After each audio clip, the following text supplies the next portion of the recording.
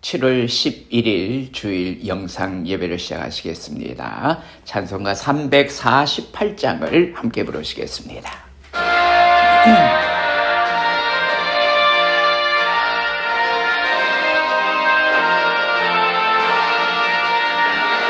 마귀들과 싸울지라 죄악 벗은 형제여, 담대하게 싸울지라 저기 악한 적병과 심판날과 멸망의 날 내가 섰는 눈앞에 곧 다가오리라. 영광 영광 할렐루야, 영광 영광 할렐루야, 영광 영광 할렐루야, 곧 승리하리라. 마귀들과 싸울지라 죄악 벗은 형제여, 고함치는 무리들은 흉한 마귀 아닌가. 무섭고도 더러운 죄 모두 떨쳐버리고 주 예수 붙들라. 영광 영광 할렐루야, 영광 영광 할렐루야, 영광 영광 할렐루야, 곧 승리하리라. 마귀들과 싸울지라 죄악 벗은 형제여, 구주 예수 그리스도 크신 팔을 벌리고 너를 도와주시려고 서서 기다리시니 너서 나오라. 영광 영광 할렐루야, 영광 영광 할렐루야, 영광 영광 할렐루야, 곧 승리하리라.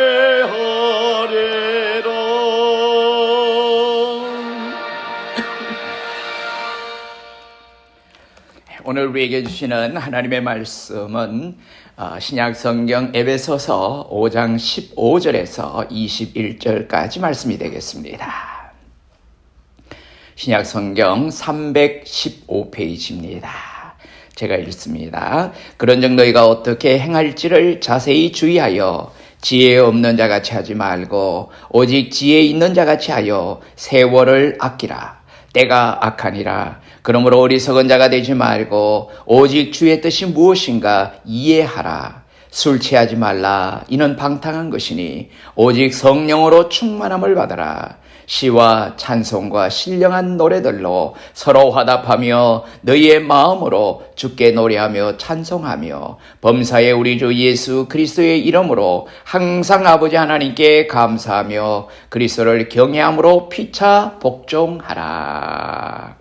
아멘. 이 말씀에 귀한 은혜가 있으시기를 바랍니다. 오늘 이 말씀 가운데 나오는 말씀, 세월을 아끼라는 말씀을 제목 삼아 말씀을 묵상하고자 합니다. 우리 잠깐 기도드리시겠습니다. 은혜로우신 아버지 하나님 고맙고 감사합니다. 여러 가지 분주한 삶 가운데서도 늘 하나님께서 함께 해주시고 오늘까지 우리를 지켜 인도해 주심으로 오늘도 거룩한 주의 날 아버지 하나님의 존전에 나오지는 못해도 아버지 하나님 앞에 경배하며 찬양하는 마음으로 겸손히 엎드려 각자의 처소에서 주님을 향할 수 있고 주님께 예배할 수 있는 귀한 은혜와 복을 주심을 감사합니다. 오늘도 아버지 큰 은혜가 임하는 거룩한 예배가 되게 축복해 주시고 오늘도 말씀 가운데 임재하시는 하나님의 놀라운 은혜를 체험하고 하나님께 영광을 돌리고 우리 모두에게는 크고 아름다운 유익된 삶이 되고 아버지 하나님께 살아가시는 복된 삶을 누리기에 부족함이 없는 귀한 성도들의 삶이 되게 인도하여 주시옵소서. 예수님 이름으로 감사하며 기도드리옵나이다. 아멘. 세월을 아끼라. 여러분, 세월을 유수와 같다고 이렇게 말하는 것들이 있습니다. 그렇다면 세월을 왜 흐르는 물과 같다고 했을까요? 첫째, 물은 한번 흘러가면은 다시 올라오지 않기 때문입니다. 둘째로 물은 빠른 속도로 흘러가기 때문입니다. 셋째로 물은 어디로 가버렸는지를 알 수가 없기 때문입니다. 한편 세월을 아끼라는 말은 기회를 사라는 뜻도 되고 시간을 전략하라는 뜻도 되고 시간 속에서 제 것을 찾아 만들라는 뜻도 있습니다. 우리는 24시간이라는 똑같이 주어진 시간 속에서 1년 365일을 살아가고 있습니다. 제한된 시간 속에서 저마다 자기의 인생을 조각을 하고 자기의 믿음을 키워야 후회 없는 삶이 될 것입니다. 옛날에 중국의 어느 한 시인은 말하기를 푸른 바다에 조약돌만한 몸이 넓은 천지에 하루살이 같은 신세라 잠깐 사는 이 생명이 애달프고 건강에 끝없음이 부끄럽도다 이렇게 표현한 적이 있습니다. 인간 생의 유한을 못내스러워하는 인생 무상의 한 토막을 표현했다고 할 수도 있습니다. 사람은 누구나 영원하지를 못합니다. 우리는 시간과 함께 창조된 하나님의 피조물입니다. 그러므로 시간이 우리에게 연수를 더하여 줄 때 신앙은 인간의 연수에 생명을 더하여 주는 진리를 깨달아야 합니다. 세월은 때때로 현재의 세계에 주어진 전 기간을 의미하기도 하며 인간의 삶의 기간 또는 합당한 때나 기회 등을 의미하기 때문입니다. 오늘 성경에서 바울이 말하고자 하는 세월은 위의 모든 것을 다 포함할 수도 있지만은 특별히 세월을 합당한 때나 기회를 의미하는 것으로 주어진 기회와 시간을 선용하여 주의 뜻을 이루라고 하는 그런 의미에서 세월을 아끼라는 권면을 하고 있는 것입니다. 우리는 하나님께서 우리로 선을 행하게 하고 그의 모든 뜻을 이루도록 하기 위해서 주신 기회를 아끼고 선용해야 합니다. 그런데 우리가 기회를 아끼고 선용하기 위해서는 몇 가지 전제되어야 할 것들이 있다는 것입니다. 이에 오늘 이 시간에는 그것이 무엇인가를 우리가 생각함으로써 은혜를 나누고자 합니다. 세월이라는 말의 의미를 여러분 아십니까? 세월이라는 것은 때 혹은 기회, 시대, 광음, 지금의 시기, 시간 등의 뜻을 가지고 있습니다. 그러니까 본문의 뜻은 세월, 시대, 기회, 광음, 시간 이것을 아끼라는 말씀입니다. 세월은 사람을 기다려주지 않는다고 하는 옛 속담이 있습니다. 이 속담은 동서를 막론하고 잘 알려져 있습니다. 이는 사람이 흐르는 세월을 한탄하여 살 것이 아니라 적극적으로 시간과 투쟁을 하면서 살아야 함을 의미하는 것입니다. 그래서 이 속담은 순간순간 우리가 맞이하는 시간이 다가오는 시간, 곧 불확실한 미래를 위해서 얼마나 중요한 것인지를 우리에게 교훈하고 있는 말씀입니다. 성도는 하나님에 의해서 종말이 작정되어 있음을 믿는 자들입니다. 그런데 요즘 성도들의 삶을 자세히 살펴보면 작정된 종말에 대한 의식이 없이 무분별하게 생활하고 있음을 발견할 수도 있습니다. 우리 스스로 점점 세상 것에 미혹되어 생활을 하다가 고난의 때를 만나면 회개하기에 앞서서 하나님을 원망하기까지 합니다. 이런 생활 자세로는 도무지 종말의 때를 대비하지 못해서 통곡할 때를 맞이하게 될 것입니다. 사도 바울이 세월을 아끼라고 권면한 것은 세상 사람의 속담과 같이 하루하루 최선을 다하라고 하는 그런 의미라기보다는 매 순간 경건의 생활에 힘쓰라고 하는 그런 의미일 것입니다. 성도는 세상 사람들처럼 세상의 일만을 위해서 시간과 정력 모두를 쏟아붓는 사람들이 아닙니다. 성도는 환난의 때를 대비하여 충성되고 지혜 있는 종이 되어 주인에게 그 집 사람들을 맡아 때를 따라 양식을 나누어 줄 사명을 지닌 자들입니다. 이 사명을 감당하기 위해서 우리는 세월을 아껴야 한다는 말씀입니다. 옛날부터 내려오는 말에 천시라는 말이 있습니다. 하늘의 시간, 그러니까 하늘의 때라는 말입니다. 하늘이 준 기회라는 뜻도 있습니다. 하늘의 때가 있습니다. 이 하늘의 때는 우리가 놓치면 다시는 안 옵니다. 자, 곡식을 심을 때가 있습니다. 그때는 꼭 심어야 합니다. 그리고 곡식을 거둘 때가 있습니다. 그때는 꼭 거두어 드려야 합니다. 학생은 공부할 때가 있습니다. 공부할 때 공부해야 합니다. 천하 만사의 천시가 있습니다. 하늘의 때가 있다는 말씀입니다. 그러므로 사랑하는 성도 여러분, 이 하늘의 때를 놓치지 말고 매 순간순간 최선의 삶을 살아가도록 노력하는 우리 모두가 되십시다. 그렇다면 세월을 아끼라는 말의 의미는 무엇일까요? 세월을 아끼라는 말은 기회를 잘 포착하라는 것입니다.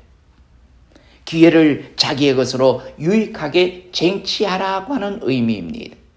그리고 세월을 아끼라는 말은 시간을 속량하여 내라는 것입니다. 값을 지불하고 시간을 사내라는 것입니다. 벵겔은 악한 자의 손에서 시간을 사내라고 이렇게 말하고 있고, 칼빈은 마귀의 손에서 시간을 사내라고 했습니다. 그리고 어거스틴은 시간을 속량하는 방법은 세상적인 모든 방해와 향락을 내어주고 사드리는 것이다. 나를 방해하고 또 내가 향락에 빠져 살 수밖에 없는 모든 것들을 다 내어주고 사드리는 것이 시간을 속량하는 방법이다. 이렇게 말하고 있습니다. 크리소스톰은 마치 부잣집에 강도가 들어왔는데 자신을 지키기 위해서, 자신을 보존하기 위해서 모든 재물들을 다 내어주고 생명을 지키는 것처럼 우리의 신앙을 지키기 위하여 이 세상의 모든 것들을 지불하라고 했습니다. 이에 에녹은 죄악의 300년을 이렇게 매수했습니다. 이렇게 사들였습니다. 노아는 그 시대를 이렇게 사들였습니다. 많은 사람들이 죄 짓고 있는 그 당시에 그는 죄를 짓지 않고 하나님의 명령에 따라서 하나님의 일을 감당하고 있었던 것입니다. 엘리야도 그 최악의 시대를 이렇게 사들였습니다. 루터나 칼빈도 그 시대를 이런 뜻으로 사들이게 된 것입니다. 계속해서 세월을 아끼라는 말은 규칙적인 생활을 하라는 말입니다. 일할 때 열심히 일하고, 쉴 때는 열심히 쉬고, 잠잘 때는 자고, 깰 때 깨고 하는 규칙적인 생활을 하는 것은 아주 중요합니다. 시간을 잘 지켜야 한다는 것입니다. 내가 내 시간을 허비할 아무런 권리가 없습니다. 여러분, 자신의 모든 여건은 자기의 것으로 생각하고 우리는 가끔 허송할 때가 있습니다. 더욱이 다른 사람의 시간을 허비하게 한다면 이것은 죄악입니다. 그러니 우리는 서로의 시간을 존중해 줘야 합니다. 믿는 사람들이 남의 시간을 허비하는 것은 죄악입니다. 하나님이 우리에게 시간을 맡길 때는 주님의 영광을 드러내기 위해서인데 우리가 우리를 위하여 또 우리 것으로 착각하기 때문에 이런 결과를 초래하게 되는 것입니다. 우리는 자신의 시간은 물론이요, 남의 시간까지 잘 사용함을 잊어서는 안 됩니다.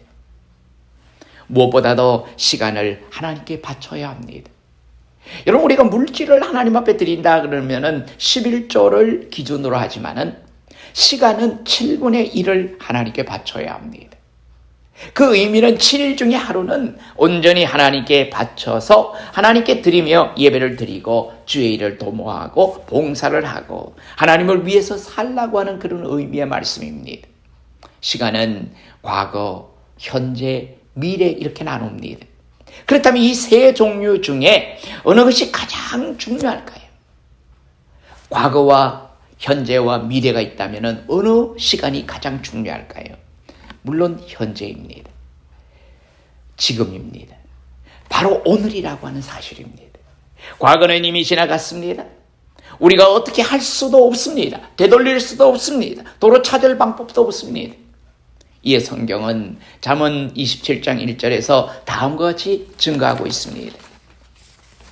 너는 내일 일을 자랑하지 말라. 하루 동안에 무슨 일이 날지 내가 알 수 없음이니라. 우리에게 가장 중요한 시간은 현재라고 하는 것입니다. 바로 지금 이 순간이라고 하는 것입니다. 오늘을 우리가 바로 살아야 합니다. 선한 일을 내일로 미루지 마시고 생각나는 대로 바로 나가서 행하시기를 바랍니다.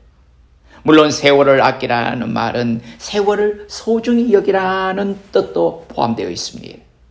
성경은 때가 악하다는 말을 여러 가지로 표현을 하고 있습니다.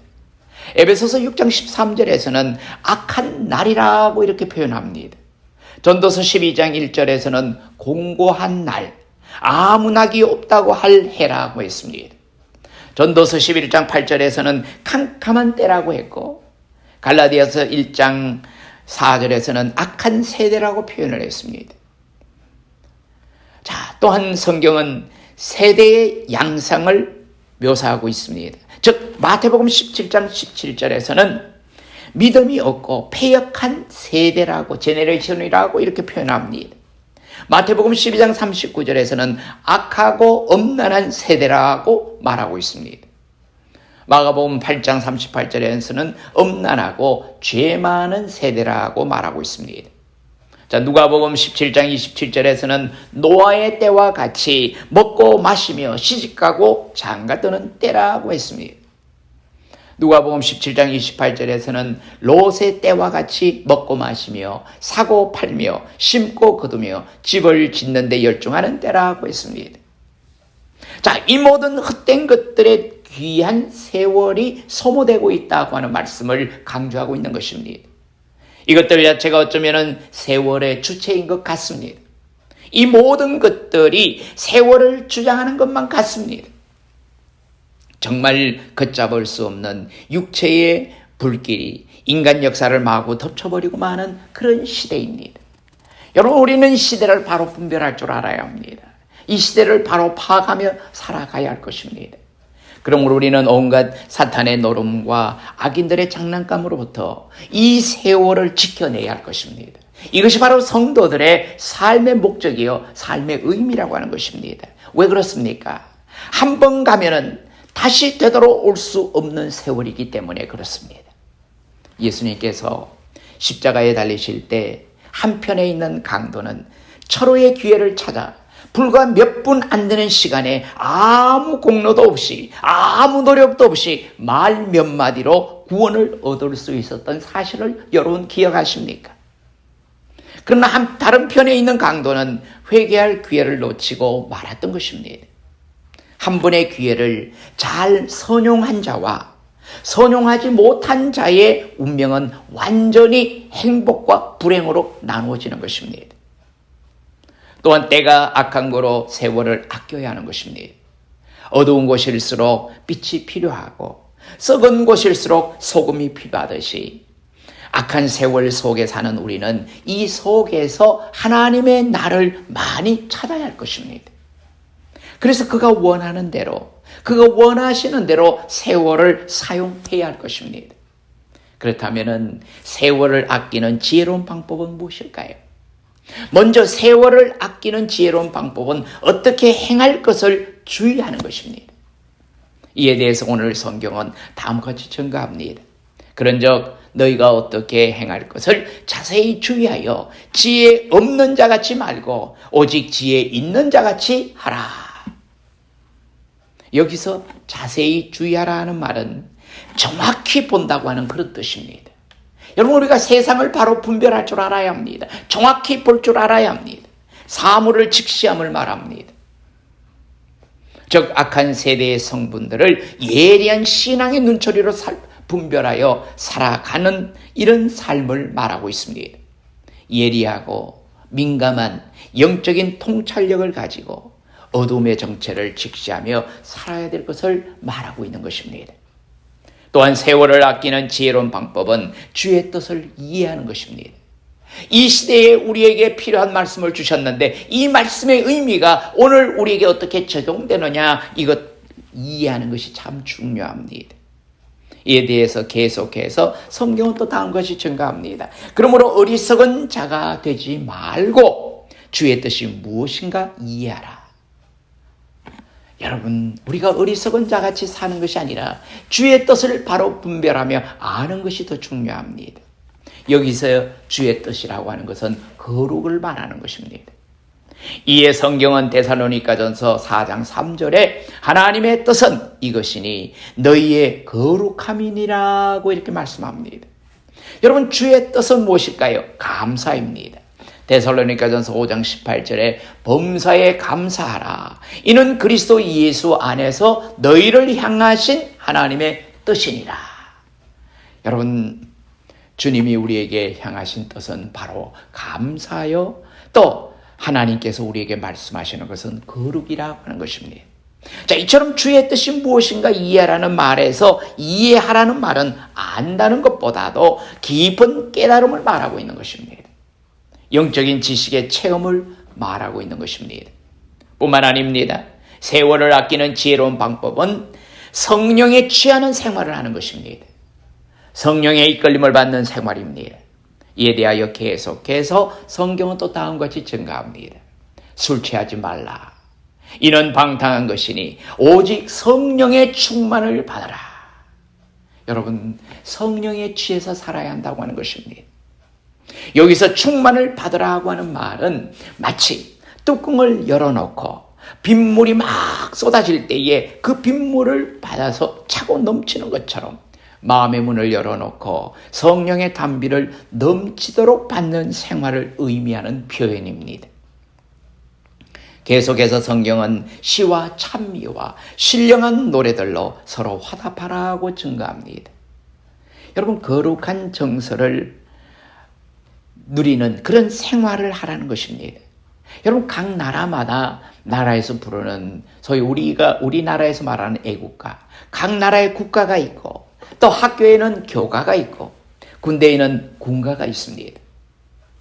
자, 이 세상에는 시도 많고 노래도 많습니다. 노래 종류도 엄청나게 많습니다. 우리가 기억하지 못할 만큼 엄청난 숫자입니다.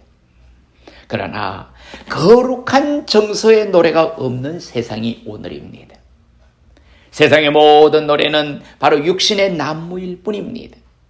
그러나 바울은 우리 신자들로 시와 찬미와 신령한 노래들로 서로 화답하라고 했습니다.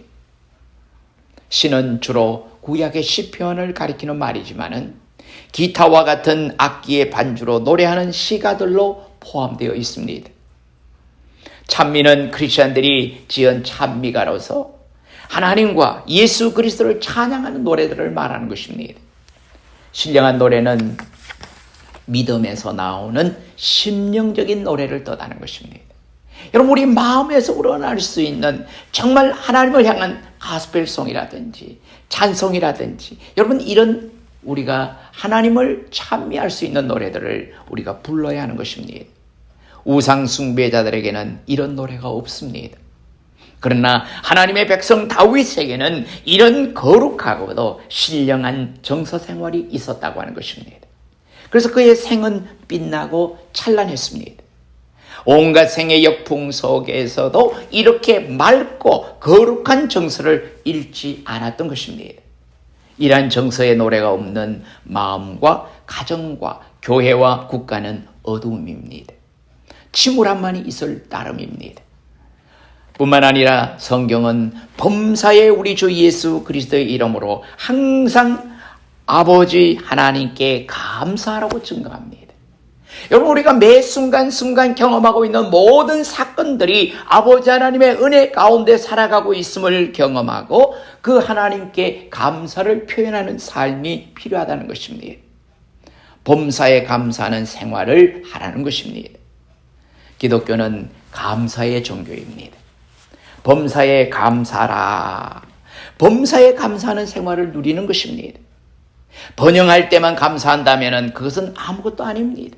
잘 될 때만 하나님께 감사하는 것, 그건 진정한 감사가 아닙니다. 환난 때에도, 어려울 때에도, 힘들 때에도 감사할 수 있어야 하는 것입니다.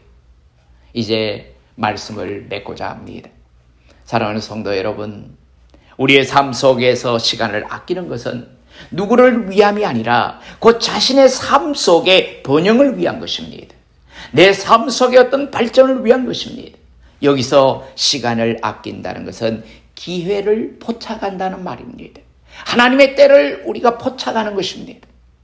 시간을 벌어 놓으라는 것입니다. 주어진 때를 충분히 살리라는 것입니다. 우리는 이 힘들고 어려운 이 시기에 살아가고 있지만은 이 시대의 삶을, 이 시대의 시간들을 우리가 사들여야 하는 것입니다. 즉 시간을 죽이지 말고 살리라는 말의 뜻을 가지고 있습니다. 시간을 죽이는 자가 되지 마십시다. 여러분, 우리는 무슨 일을 한다면 오늘도 하루 잘 죽였다 이렇게 표현하는 것보다 오늘도 하루를 하나님의 뜻 안에서 잘 지내고 하나님께 기쁨이 되었다고 이렇게 고백할 수 있는 이런 저와 여러분이 되시기를 바랍니다. 시간을 많이 사용하는 자가 되십시오. 자신의 사명을 완수해야 하는 시간이 유한하다는 사실을 깨닫고 세월을 아껴서 그 사명을 위해서 전력 투구하는 삶을 살아가시기를 바랍니다.